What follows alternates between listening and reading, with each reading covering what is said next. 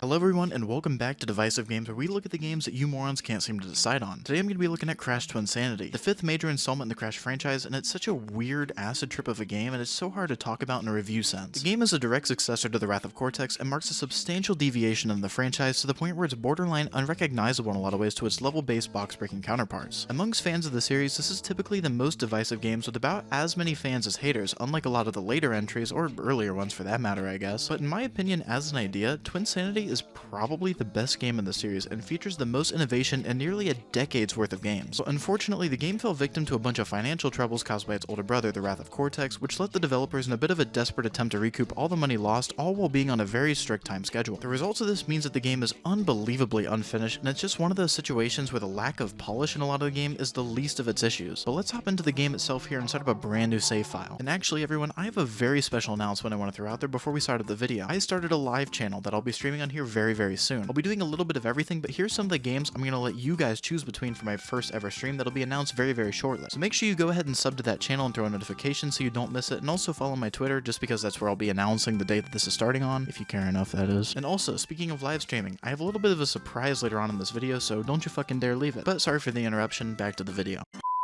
The game opens up to this amazing cutscene showing Cortex back from his frozen state and scheming to kill Crash once again. And to do this, he hatches the brilliant plan of paralyzing Coco with his gun, and retrospectively this is a little bit fucking creepy, but he makes up for this doing this sick cosplay. Hopefully he got these clothes from a different source other than Coco, because I'm pretty sure she's a minor, but I have to point out, to this day, Cortex has one of the best evil grins I've ever seen, going back to Crash's cartoonish roots. Cortex actually serves as your tutorial character here, but before we hop into that, I have to take a minute to talk about this game as a whole. This is a pseudo-open world game where we have completely open levels for exploration, but also very narrow linear segments that take you from area to area, usually without the option of backtracking. The exploration typically leads you to find the gems of classic Crash, but they've nearly lost all of the weight here in my eyes. There's over like 40 of these in the game, and now they're just achieved through a quick puzzle as opposed to a reward for you carefully and thoroughly combing through all the levels, taking away a lot of the satisfaction in my opinion. That's not to say that this still isn't a shit ton of fun, and these earlier levels especially are a ton of fun to 100%. But onwards with the tutorial, and I have to say this is one of the few tutorials I never mind playing through on repeat playthroughs. The spikes broke my fall. It's back and forward, and I'm sick of it! Well, I'm not gonna do it no more!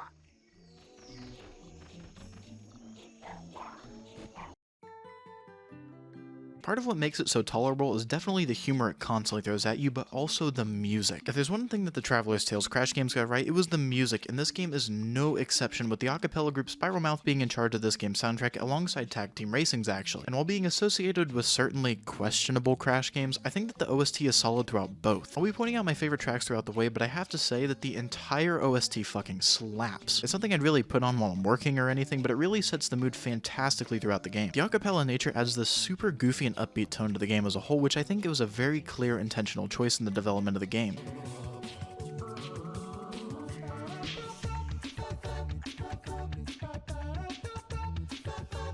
Cortex has revealed that he's not actually Coco and gives a little speech to Crash with this absolutely amazing cutscene showing off all the new redesigns and models by Traveler's Tales, and it's such a goddamn shame that almost none of these are ever used, because a lot of these look absolutely amazing, except for Crunch, that is. Crunch got a big height nerf here or something because he was 8 feet tall in the original game, and now look at him. Someone must have like broken his kneecaps repeatedly or something, I don't know. But our first boss fight with Cortex started, and goddamn, the nostalgia I have for this game is absolutely insane. I can quote Cortex throughout the entire beginning part of this boss fight, and I have such vivid memories of sitting on the couch with my cousin playing through this entire game. But objectively speaking, I have to kind of acknowledge how shit this fight is. I'm not sure I've ever died to this boss fight ever, and I'm not really a huge fan of the fact that the bombs are always in a set pattern, meaning you never have to think about it at any point. But regardless, I guess this does set up Cortex's weapons and arsenal, with his pistol making this returnable green charge-up shot that can be reflected. But of course, the most memorable part of this boss fight is once Cortex goes down, and out of nowhere this 20-foot Crash Bandicoot mech shows up out of nowhere with rocket launchers, flames, and chainsaws, and goddamn, this is cool. But while memorable, this is probably an even worse fight, and sets the very unfortunate precedent of this game of just being able to run in one direction being a very viable strategy against every single boss. But of course, a platforming game for kids isn't going to start off with an extremely hard boss fight, and more than anything else, this just cements the excellent introduction to an extremely memorable game, and also how a lot of the boss fights in the future are going to look, so overall good shit. Our first proper level is Cavern Catastrophe, which to me is really the introduction to the entire game's MO, which is constant gameplay changes to create a changing and fluid experience. And realistically, this is where a lot of the major divisions in the the community immediately begin to start popping up. But let's not take it from me, let's read some reviews from every side of this argument, shall we? Our first review is from Game Over Online, an old school review site, and they gave this game a 79. Think of any game you've ever played.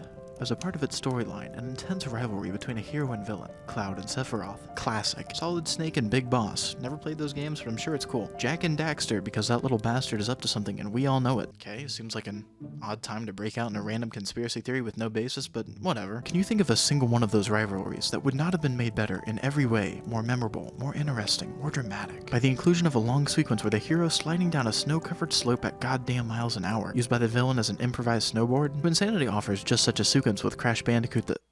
Okay, maybe we should find somebody else. Twinsanity is overrated. While I do like the idea of an open world, I find it to be unfinished and literally a broken game. We didn't even get half of what the game was supposed to be. It's also very short, as there are only like 16 levels in the game. Overall, this game is a Sonic 06 of the Crash Bandicoot series. Okay, this seems a little bit more fucking sensible. But let's hear one more review and kind of sort out our arguments here. For the first hour and a half of the game, it's all about pure addictive platforming, colorful visuals, and hilarious dialogue. However, at least the 50% into the game, the fun is crushed by seemingly rushed gameplay mechanics, bugs, and lack of dialogue, making the game ultimately passable. Okay, so this game really has three main arguments. Some people think this game is fantastic. Their reasons, well, they don't really specify, but I'll speculate more on that as we go. There are people who hate this game due to its unpolished and very unfinished rushed nature. Then there are people who just think the game is mediocre. These people typically see the overall vision, but really can't love the game as much as they'd love to due to the same reasons that the people who hate the game do. But now that we've gotten through those main arguments, let's progress through the game ourselves, shall we? Back to our first level, Cavern Catastrophe, where the game brings back elements from its most recent title, The Wrath of Cortex, with the amazing ball rolling segments. I might even go as far to say that this is actually way better than the Wrath of Cortex's version. There are these splitting paths that require you to make very quick decisions that play a big role in how you progress through this, and oh god. Yeah, in a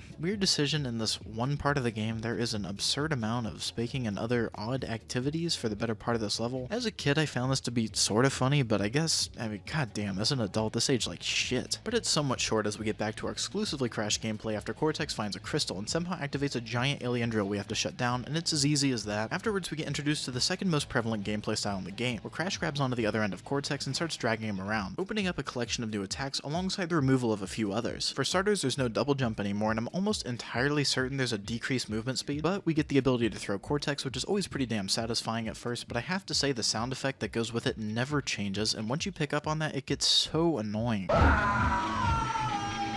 But we have to use this move to progress by throwing Cortex to these levers that'll activate, and also in this level specifically to hit these frequency-emitting crystals. Overall, I think this level is actually really well made, and I think it represents the game's vision perfectly. Crazy, random shit everywhere with changing gameplay styles, and when it works, I'd say it works almost perfectly. But it's right after this level that the game's flaws really start showing themselves. Cortex reveals that he can just fucking teleport. Where he developed this power and why he doesn't teleport everywhere is just kind of left in the dark for whatever reason. And we next get introduced to yet another huge point of contention in the game with our main antagonists. These two are called the Evil Twins, and god, where do you even start with them? Well, for starters, they have potentially the worst introduction to a boss in the entire series. How are you fools before the awesome might of the Evil Twins? Aren't you too adorable? I think compared to other Crash villains in the past, these two were intentionally made far less threatening and are more so written for comic relief rather than intimidation. Once again, something the series really hasn't seen all too often. I think whether or not you hate them is completely dependent on if you like the new direction of the next few Crash games that it rode all the way to the reboot. And for me personally, I really don't mind it too much, as having shit like Cortex getting lobotomized on the spot and running off makes the game way more lighthearted and kinda funny. Taking Crash and adding a lot more comedy into it is definitely something I can get behind. However, if you've grown up with the original 3 platforming games, I can also equally understand why you'd completely hate them. I mean, as villains, they accomplish absolutely fucking nothing, as 90% of our challenges have literally nothing to do with them directly. I also love the fact that they never really specify how they're gonna destroy the planet. They just say that they want to, and then we go on an entire crusade to kill them. But back to the story here. We catch up to Cortex and start level 2, which is a dreaded escort mission, but this one is actually done pretty well. If you've ever played the Spyro games, it's pretty similar to some of the challenges in that game. Here we need to get rid of the obstacles in front of Cortex, who does not stop running no matter what. There's a ton of variety here with bear traps, enemies, nitro crates, all that sort of stuff, and to the game's credit, it even has the great mechanic of making sure you can't rush too far ahead of Cortex with these doors that you can open for him and he has to open for you. It's pretty short, but overall one of the most enjoyable parts of the game in my opinion. And before we can say anything, Cortex runs into Papu Papu in one of his 2 appearances in the whole damn game, so our entire next mission is breaking in and rescuing our arch nemesis who has agreed to do absolutely nothing for us. And honestly, it's so hard to talk about this game without my giant nostalgia boner getting in my way, but I can tell you, even as a kid, I fucking hated every single goddamn part of this whole level. Twinsanity only has these stealth segments occasionally spread out, and it's probably the single worst stealth mechanic in any game ever. A guard watches us for a completely fixed amount of time and then stops, that way we can sprint through there, and these undefined hiding areas force you to play like a complete and total bitch. When I play games, I typically like to play as cocky as humanly possible and master specific areas so I can do so, but this area completely prevents any attempt at doing that. Also, in other news, this glitchy ass level has these pigs that can hit you even in death animations, which allowed me to dodge these spears, which is the single coolest thing I've ever done in any video game. And remember that worm bouncing mechanic that you learned an hour ago that I definitely didn't forget to write into my script and haven't used since? Well, that's good, because this is the last time you'll ever use it in the whole game. The game constantly throws these new gameplay ideas at you, and while cool, new, and innovative, they just don't keep any level of consistent quality here. I mean, for Christ's sake, we've had 4 different playstyles in 3 levels. We're not even done yet. Hope you're ready for gameplay style number 5 as we get chased down by these tribespeople in a style reminiscent of the original ball chasing stages in the games. And I might even say that this is actually a cooler version of it with the horde idea, but don't get used to it because we're back to Crash and Cortex for a minigame. I know the Crash games were known for their changing styles, but the format of those games led to those segments feeling isolated because they're their own levels with a loading screen and all that bullshit, but here they just feel like an acid trip. But on a more positive note, the game's creative humor is back at it, with Cortex and his farmer having this awesome interaction with him just getting gunned down. And funny story about this, the whole self-aware joke that they're going for here completely flew over my head for like 10 years. I actually remember as a kid feeling really bad for this guy because he really doesn't do anything wrong, and Crash just watched him fucking get gunned down and does nothing about it. But anyway, we get our first formal boss fight against a brand new enemy resurrected by the twins, which is this badass tiki statue, and to my delight, the old school health bars from the original games make a comeback here. But once again, I have to say, horrible fucking boss fight. The boss has a variety of attacks ranging from pounding the ground to fucking laser eyes out of nowhere and some spawnable enemies, but the problem is that 90% of this game's boss fights, I can just hold the stick in either direction until he becomes vulnerable, and once again, it's an early-ish boss fight, so we'll cut out some slack, but just laziness. But admittedly, the game starts to improve quite a bit with the next part of the game, which takes place at Cortex's new lab in the middle of nowhere, and I'll outright say it, this is easily the best part of the game. The humor, the atmosphere, and the music to me is the best in the game, and the next 3 levels collectively to me seem to have the most narrative effort thrown into it. We start the level with Cortex trying to unlock his own house and failing, meaning that we have to scale the entire lab on our own. And for some reason, the lighting engine in this game works perfectly with this sort of environment and makes for the best looking stage. And to make everything better, the game chills the fuck out for a second, keeping to our 2 established main game styles. Overall, great stuff. The level ends with us finding a frozen Uka Uka and a slab of ice, which starts our second boss fight, and it's here that I'm really going to opine on the acapella OST thing because they really give it hell here. The simple fact that they managed to recreate the tones of so many instruments will never fail to impress me, and the fact that they pulled off a distorted guitar through acapella is so fucking cool. Unfortunately, the composer Spiral Mouth only had a couple of projects before completely splitting up, not really working on anything quite as notable since. And that's a damn shame, because honestly, if the later entries kept with the same style of music, it would honestly be way better than whatever the fuck they came up with later. But back to the boss fight. Uka Uka takes all the ice to create a bipedal body, and the boss fight here is alright enough, if a bit easy, where we need to throw Cortex to these platforms and open the conveniently located fire platforms. But right after we get into some actual plot movement, which culminates with Crash and Cortex officially teaming up to take out the evil twins, something that both Aku Aku and Uka Uka also set out to do but get absolutely washed. The evil twins live in the 10th dimension, something that we can access with Cortex Psychotron, but to power it up we need to get some crystals, leading to this cutscene.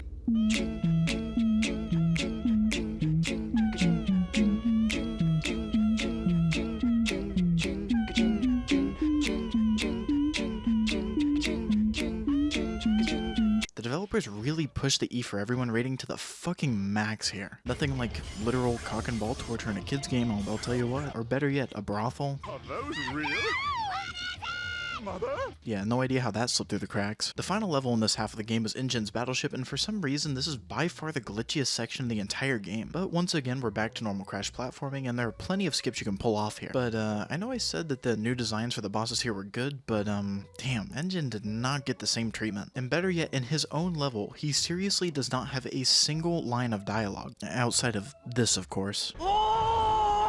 Considering Engine has a voice actor for this game, I have absolutely no idea why this is, especially since every other boss in the entire game does. And the devs must have just decided to do Engine dirty through the whole game here because he has easily the worst boss fight in its entirety. Engine has the least threatening arsenal attacks in the entire game with this mortar that you can just outrun, and then he throws a TNT crate that damages himself. I have no idea who the hell thought up this fight, but man, it sucks. But right after, we immediately get thrown into another one against Entropy and Brio. And this is actually a far better boss fight if we ignore the once again missing voice lines and sound effects. Embryo, get changed.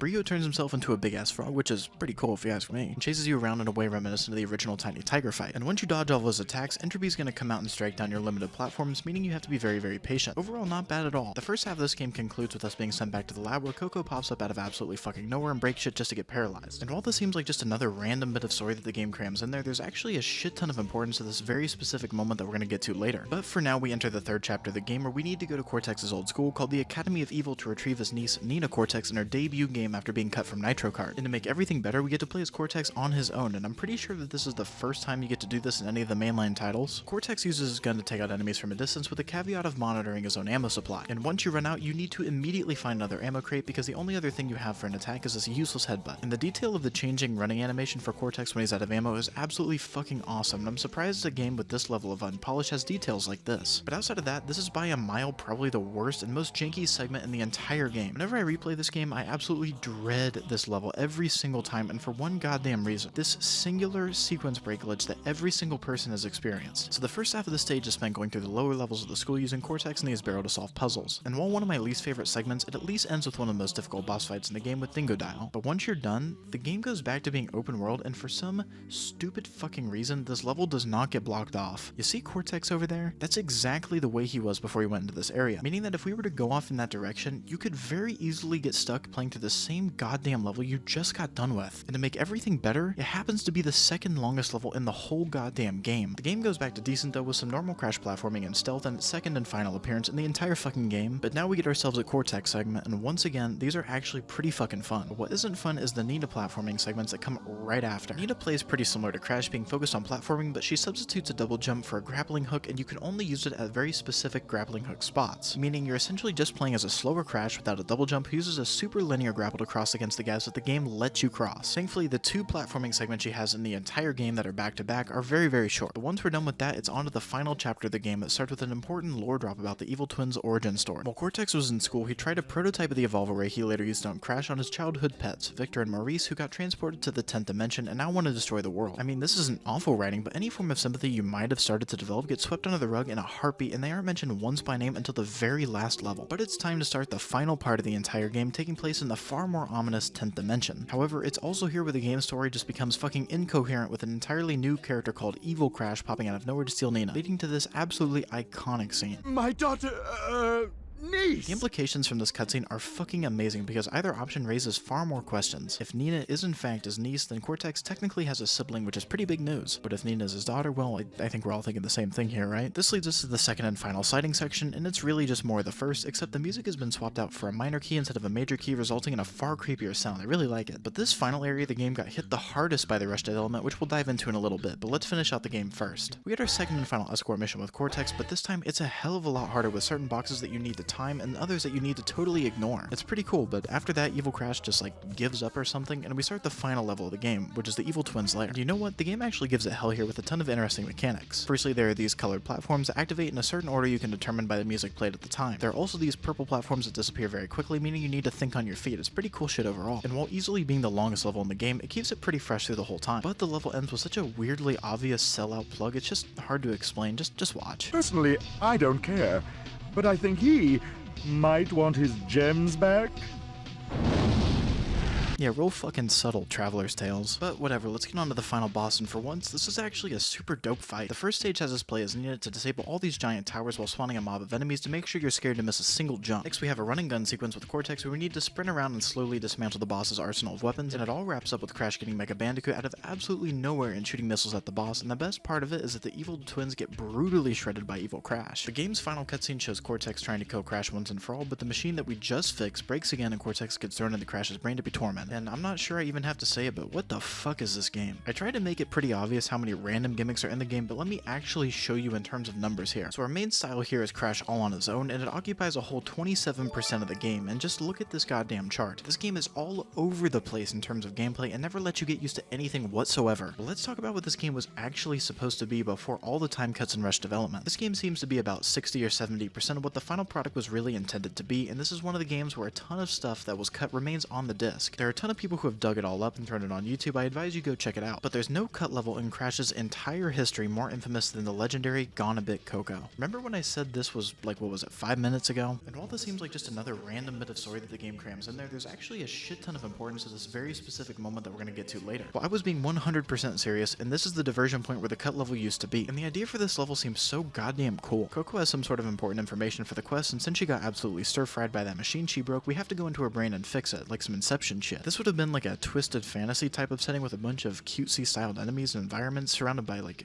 teddy bears and pink elephants. And during a teaser for this game's demo, you can actually catch a very small glimpse of this level, and despite how little we know about it, it's one of the biggest what-ifs I've ever personally had in gaming. And during my research on this game, I swore on everything I found a part that said that one of the escort missions was actually supposed to be Cortex escorting Crash, but I've looked for hours to cite that source and I cannot find shit. There are also a ton of characters that got completely cut too. Like the guy that takes Crash to Cortex's iceberg lair was originally supposed to be called Capu Capu and have fully voiced lines. And then later in the 10th dimension there was supposed to be good Cortex and evil Coco too. There's actually a really dope recreation of these cutscenes on YouTube, and that Coco redesign has got me feeling some kind of way. The game's even completely self-aware with the cut content too. I mean, listen to Cortex here. It should have been 2 dimension, but we ran out of time. All of this cut content is almost upsetting to a point. I almost feel like this game isn't even close to what it was supposed to be, and it's more like a rough draft. I mean, look at my fucking game time. This is an obscenely short game compared to everything else in the series. But on the topic of game time, this game has a fucking awesome speedrun. And who better to talk about speedrunning than today's guest? Everybody please welcome the current any % world record holder, Mr. DeoChomp. Dio is a speedrunner primarily on Twitch that I discovered about a month ago, and after watching him, I really started to get that urge to start speedrunning shit, and I was absolutely overjoyed when I asked him to collaborate with me, and he agreed to it. You fucking believe that? You see, I want to learn how to speedrun this game, and who better to teach me than the current any % world record holder?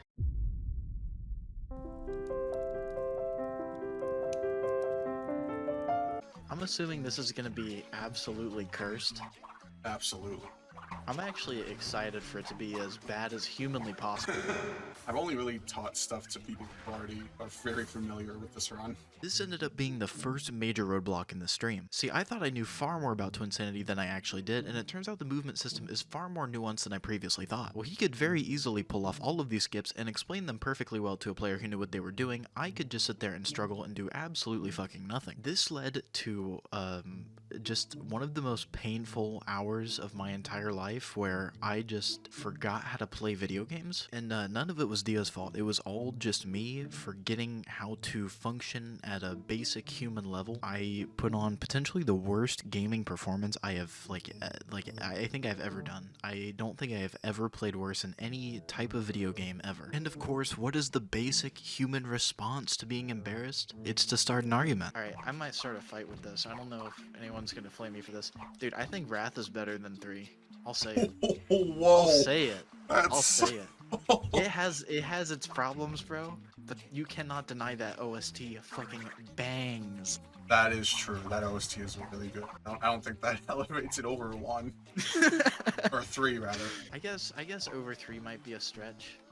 Over 1 and 2, in my opinion, for sure. I personally wouldn't say that, but... I will say that with as much nostalgic bias as it gets. At least you admit it. Hey, I'm not saying objectively, dude. Objectively, those monkey bars can go to hell. Now, I'm not usually one to quit, but in this situation, I was not getting this jump whatsoever, so Dio and I just decided it might just be better to take the long way around and, you know, just save the stream some trouble. That's it. But now finally we get into the thick of it. The 2 major skips that occur back to back that took me over 2 hours to get, and that's just one time. Now weirdly enough, the further into the stream we got, the easier I was picking all of these things up, which I really heavily accredit to finally starting to get the hang of a lot of the movement. We'll like do an animation at the coordinates that you splashed at. Oh, So if you splash in that chunk you're in, and then you drown in a different chunk, Dio! shit to go through this portal.